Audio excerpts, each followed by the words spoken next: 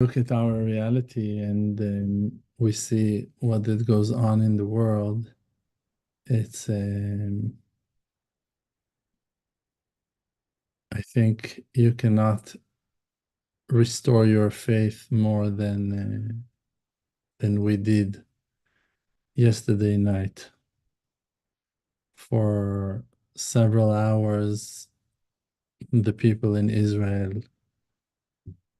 most of us were standing on the roofs, porches, backyards, front lawns, streets, and looking at hundreds of missiles that were flying into the holy sky of the Holy Land of Israel. And almost nothing happened. And it's no joke.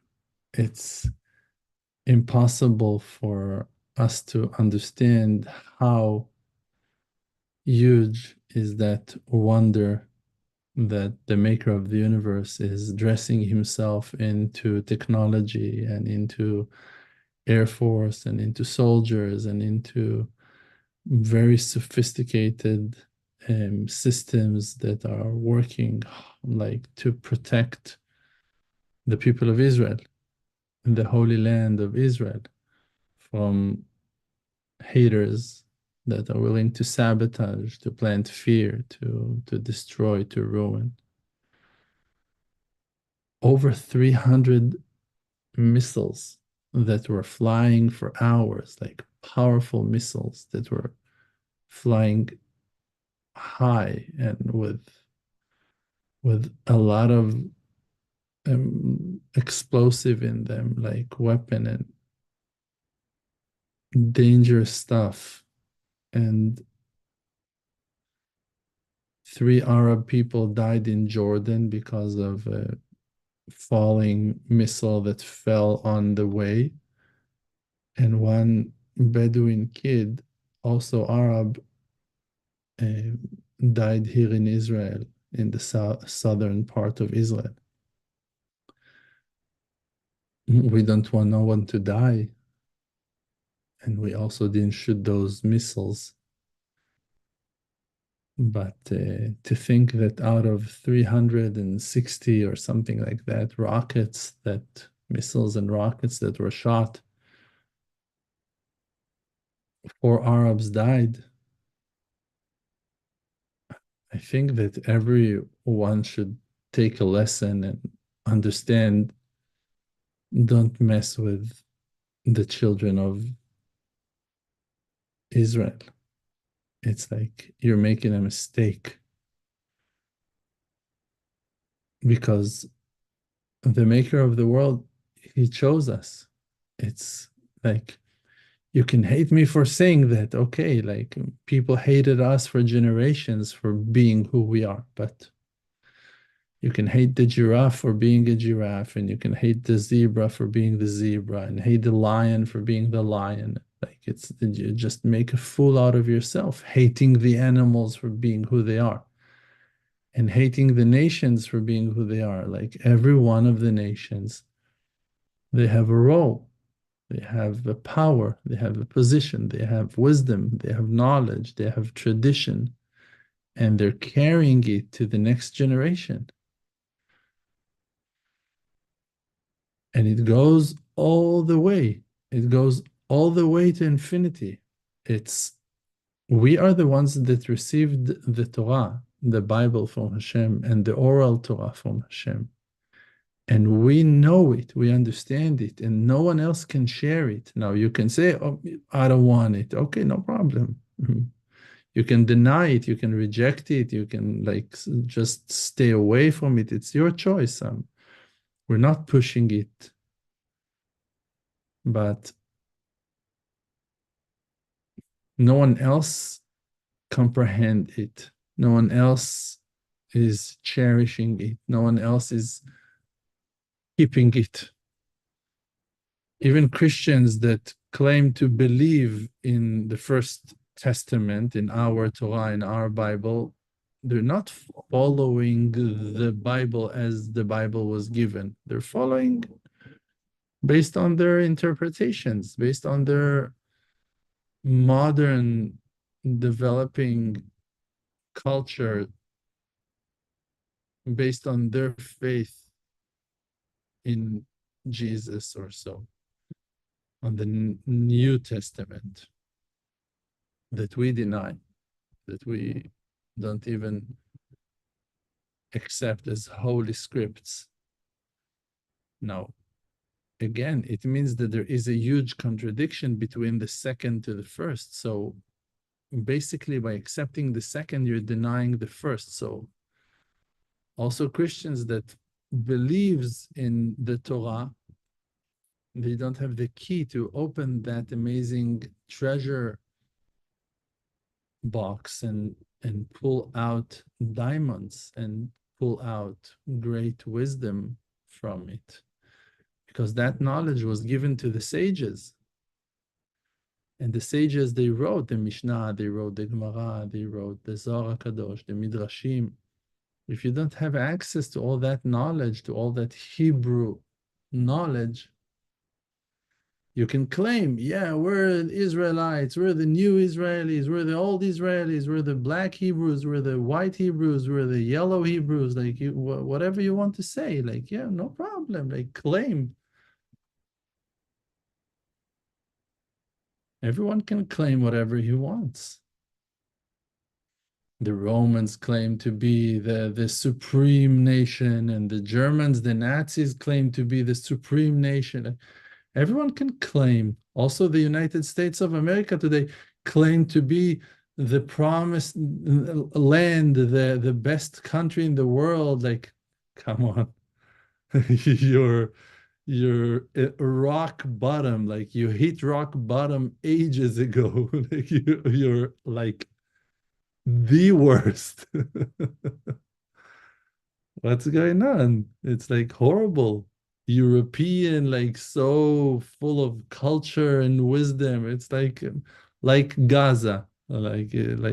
Paris is like Gaza, London is like Gaza, like Shechem, Tulkarem. It's like Arab villages. That's it. If you don't know Arabic, you cannot manage in Paris anymore. Like you don't need to know French no more. That's it. You need to know Arabic. You want to manage in London, in England. You need to learn some nice classes of Arabic. You cannot manage without it. You travel in Europe, you see what goes on. That's the main. It's funny. It's a bit funny. It's going to be painful. It's going to be very painful because you're not realizing what you're causing to yourselves with your deep sleep, but you're welcoming tons of immigrants, of Muslim immigrants, that the religion of theirs is very, very, very narrow-minded, very strict, very not compromising. For them, war of religion, based on their understanding of it, is a basic thing. It's like to kill for religion is simple, it's obvious, it's not a big deal. It's like you need to kill all the heretics, that's it, like done. It's simple. Women, children, and we're facing it today, like for generations already, like here in Israel, we're facing it. And we're trying to warn the West, we're trying to let them know what's going on, but someone wrote once, some European guy, and he said that they were denying the people of culture and wisdom and spirit of the Jewish people and sent them to death, to the death camps. And because they woke up very late after killing over 6 million Jewish people and started to feel regret for allowing such crime to happen on their lands, they made a change and started to be immigrants lovers and accepting people and welcoming everyone from all countries, from all lands. And they found themselves today with violent immigrants that are destroying their culture and emptying their spirit and faith and just draining their lands. And that might be the punishment that they are suffering now for kicking out the Jewish people that were living among them, kicking slash killing. There might be a horrible, horrible bloodshed that the world is hopefully not expecting. But, when we see so much hatred, so much hate online, people are talking so much, so many nasty things, so much hatred in their mouths. People are allowing themselves to have such poisonous speeches online that you ask yourself, is there a way to be cleaned from all that filth, from all that hate without pain, without bloodshed, without horrible violence? Yesterday, a 14 years old kid, a Jewish kid, a shepherd, was brutally murdered in one of the hills in Judah and Samaria. It's Israel. It's like nothing gonna change it. It's the land of our ancestors. It's the promised land. That is the promised land. There is no Palestine. Palestine is a new modern lie. It's just a lie. There is no Palestinian state. It's just a lie. And you can like hate me for that. I don't mind. Like it's like literally doesn't touch me. We don't care. That's the truth. Arabic people that wants to live in peace can live in Israel. Like they're welcome to live here when they act nicely, when they're good people. They can be our best friends. We don't have no issue with Israeli Arabs. Arabs that are coming to live among us in peace. You can ask them. People will tell you. They're afraid on social media maybe to really express themselves, but because of the violence of the radical Muslim, really violent people.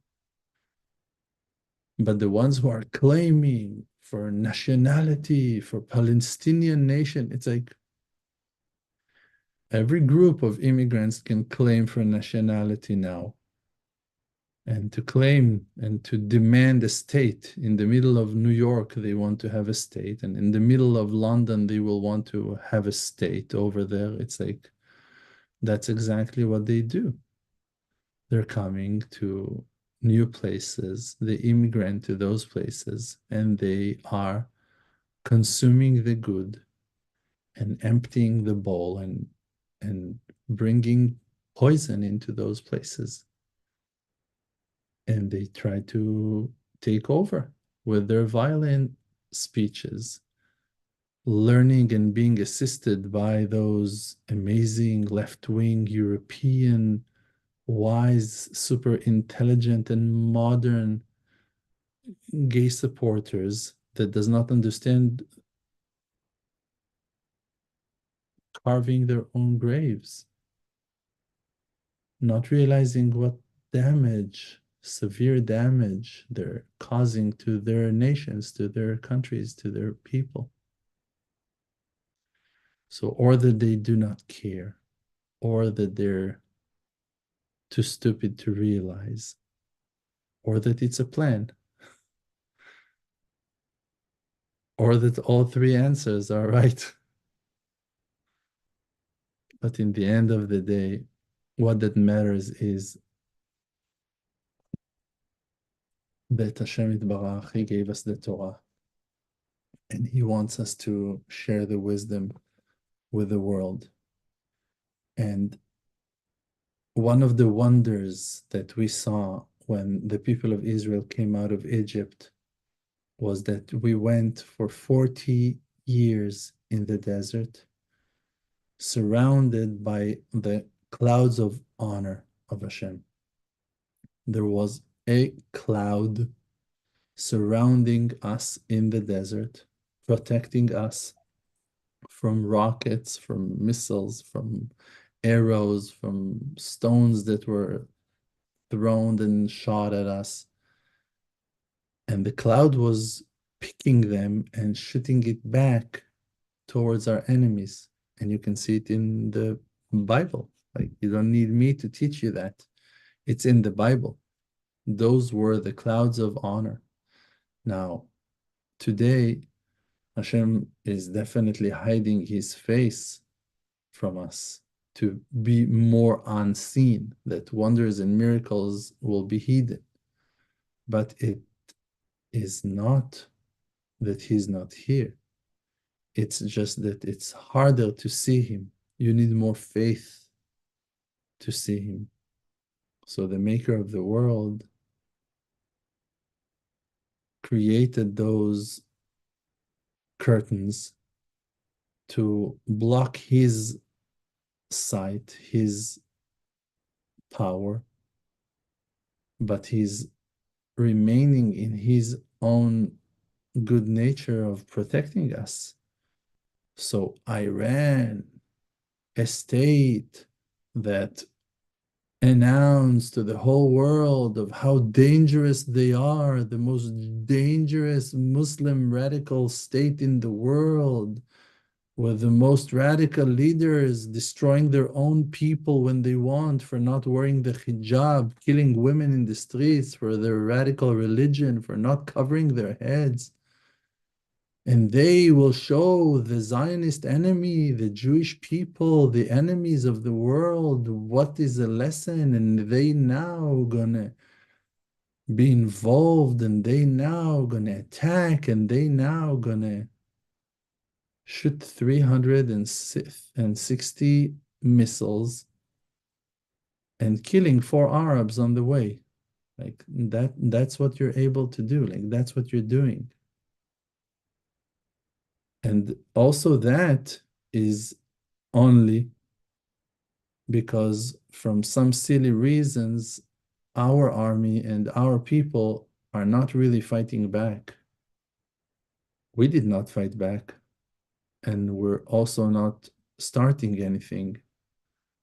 The only attacks that the IDF is attacking Iran is against radical, violent, dangerous people who are willing to risk the world with atomic weapon and nuclear weapon that is dangerous to the world. So we are defending the world with our super sophisticated technology and knowledge, and we're doing the maximum we can to protect ourselves and the world. But we're not fighting back. When the Gazanians decided to fight and attack us on October 7th, we have not started this horrible situation.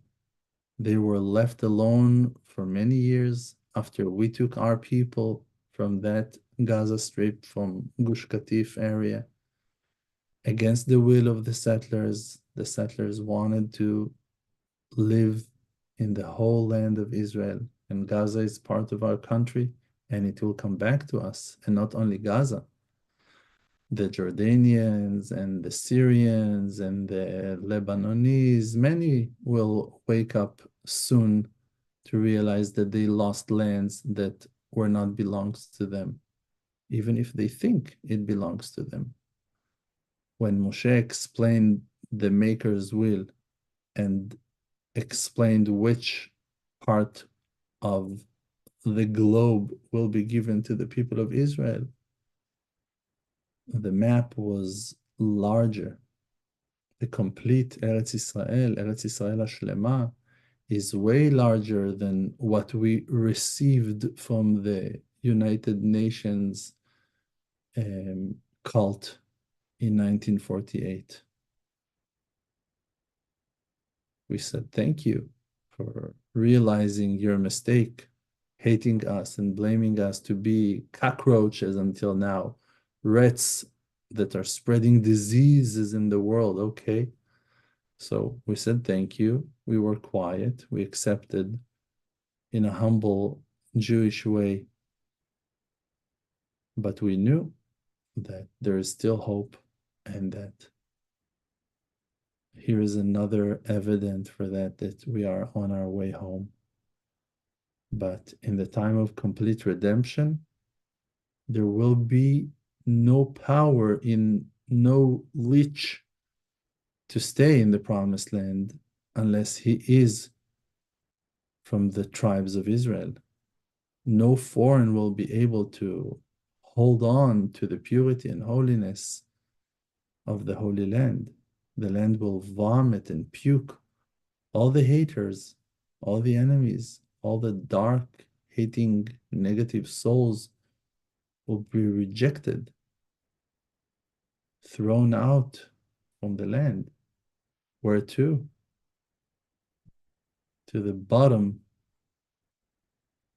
to the lowest place of them all, to the core of the universe, the place of heat and pain, eternal suffering for the ones who hates the Torah, for the ones who are cursing us for making videos, all the negative comments, all the curses, all the hate, those are all being written by Hashem. Hashem has a long list of people he needs to revenge and avenge, and he will. And everyone should be super scared of Judgment Day. Even us, even me, everyone. Everything will be exposed. Everything will be known. There will be no place to hide. The truth will cover the world. The world will see the truth. There will be no more place to hide your lies, to hide your scams, your negative thoughts. Everything will be sound so loud. Everyone will be able to hear your thoughts. You will be known to all in all your secrets. The villains will be exposed. All those wolves hiding themselves in grandmothers' costumes, wearing themselves as sheeps. They will all be exposed. All the lie will be seen. All those ones who knows how to have a slippery language, talking to this like that, and to other one is talking something else. All those snake tongues that are cut in half, that they have two tongues speaking to two people in two different ways. Hashem will tear those tongues. Hashem will expose the lie. People that are villains, that are evil, that are nasty. Hashem will revenge, and Hashem will bring fire from heaven upon all evil, and will reject all the haters and all the miserable,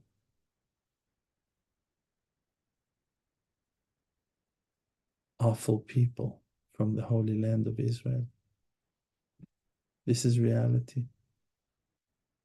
And the pain and suffering that those evil people will experience will be tremendous. There will be no end for their suffering.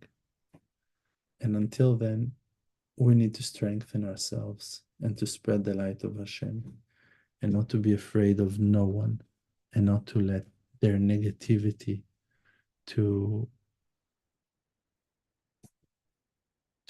push us down in any way. We must be strong and powerful because there are many suffering souls that are standing in between in the twilight zone, and they need our support. They need our love. They need our attention. They need us to speak to them as elder brothers. They need us to care for them. They need us to wake them up. They need us to support them. And we need to do that. It's our job, it's our mission to go and search for the good and kind people and to try to assist them to make one more step towards the light, to become better people, a bit more positive, a bit illuminated, closer to the Maker. If you teach a person one halakha, one drop of wisdom from the sea of wisdom, you might save his life with that drop of knowledge. That might be his lifeline for generations that will grow from him, for great developments that will come out from his awakeness. Look at yourself. The beginning of your waking up process, it started with small things that happened to you. A book, a letter, a video, a song, a clip, a sentence of someone, a meme, something tiny, an experience like you were stuck in traffic and a song was playing in the radio, like something small, boom, and it like, whoa, mind-boggling, opening your mind. When I was young and restless, I was spending some time with a friend of mine. And like back then, we were 20 years old or so. And we drove the car on Shabbat. And there was one song after the other in the radio, songs that we loved, that we liked the most in that time. And my friend is looking at me and we're like, whoa, another song. And like the next one, oh, amazing, another song. There was no playlists on YouTube that will provide your your addiction's needs. It's like songs on the radio, history, old ancient history. And my friend is looking at me and saying to me, look, even though that both of us, we know that we need to keep Shabbat, and Hashem is still sending the songs that we love the most one after the other in the radio. It was such mind-opening sentence what that he told me. We believe, both of us, that we need to keep Shabbat, and back then we were not able to do so. It was too much. We wanted to go party and on. But still, Hashem was with us riding that car on Shabbat. Hashem is choosing the songs and playing them on the radio. Hashem is making the playlist and Hashem is sending them one after the other. So even in the darkest hours, even in the darkest places, small experiences can open your mind and the minds of everyone in those places. So you need to stand there for them in a way, not in a perfect way. You don't need to be perfect. You don't need to be a pillar of light or a lighthouse or a source of light or channeling light. You just need to be simple and just to be yourself over there and to give him one advice or one cookie or one song or to share one video or to write him a letter or a WhatsApp text message. Simple thing you need to do for people. And by that, you're increasing and spreading the light in enormous ways because you can never imagine how far it will go. You can never understand the greatness of the maker of the universe, how much life he can put into one sentence of yours. How that amazing word that you will tell that person now on on that sidewalk in front of the grocery store, how far it will reach. You can never imagine how many people will hear that sentence that that person just heard from you. He will tell it to one, and that one will tell it to three, and those three will tell it to seven, and those seven will tell it to someone that will speak about it in the radio, and hundreds of thousands of people gonna wake up, and you, only in the world to come, you will understand the greatness of your speech, the power that the Maker put in your mouth when you aimed yourself to say good things, to make amazing things happen in the world. This is the power of the people of Israel. And that's why we had to go through the horrible exile to mix among the nations and to even become part of them and to share properties and states and even families with them. For us to be able to wake up souls that fell to the darkest places of them all and to help them to rise back up, because it's in our power. Always we are motivated to go back home, to go back to the Torah, to go back to Beit HaMikdash, to go back to Yerushalayim. Is there another nation that is crying for their temple for over 2,000 years? Can you show me one of the nations that was playing with us 2,000 years ago that still exist? None of them survived. And why? Because they don't have that powerful engine within them to keep on desiring the Maker, to keep on wanting themselves close to the Maker, to connect to Hashem. But we do. So we have to not let it shut off, and we have to flame it. And the way to do so is with joy, with honesty, with all your good attributes, good manners, your holy desires, to spread them out, to talk about it with your friends, with your closest ones. You don't need to be a big speaker. You don't need to catch stages and to speak out to the world. It's enough that you will smile to your neighbor and to give a small amount for charity and help a person in need and remember someone that is lonely. That alone can make the whole difference, from darkness to light, from exile to redemption. Thank you so much.